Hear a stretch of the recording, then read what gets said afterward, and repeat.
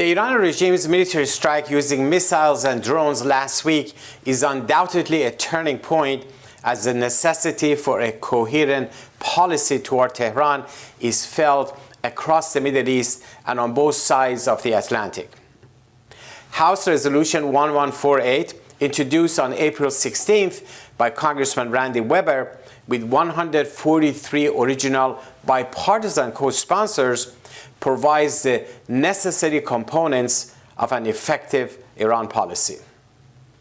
HRS 1148, quote, calls for holding the Iran regime accountable for its actions through the continued imposition of sanctions and to support the Iranian resistance's 10-point plan for the future of Iran, end of quote, which was introduced in 2006 by Mrs. Maryam Rajavi, NCRI's president-elect for the transitional period to transfer sovereignty to the people of Iran. The resolution notes that over 3,600 parliamentarians around the world and 125 world leaders have expressed support for Mrs. Rajavi's plan. The resolution also recognizes the rights of the Iranian people, the protesters, and the resistance units to confront the Islamic Revolutionary Guard Corps, the IRGC, and repressive forces to bring about change.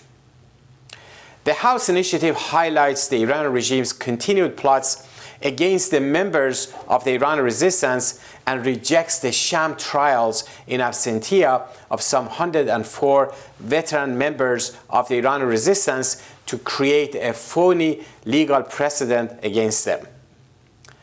The resolution calls on the United States government, quote, to ensure the full protection of the Iranian political refugees in Ashraf 3 in Albania against the Iranian regime's plots, end of quote. HRS 1148 recognizes the rights of the Iranian people and their struggle to establish a democratic, secular, and non-nuclear Republic of Iran.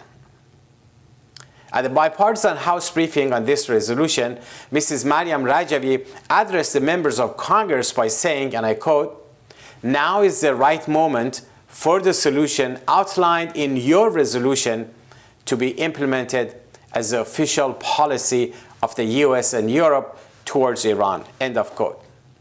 Indeed, it's high time for Western and Middle Eastern capitals to heed her words.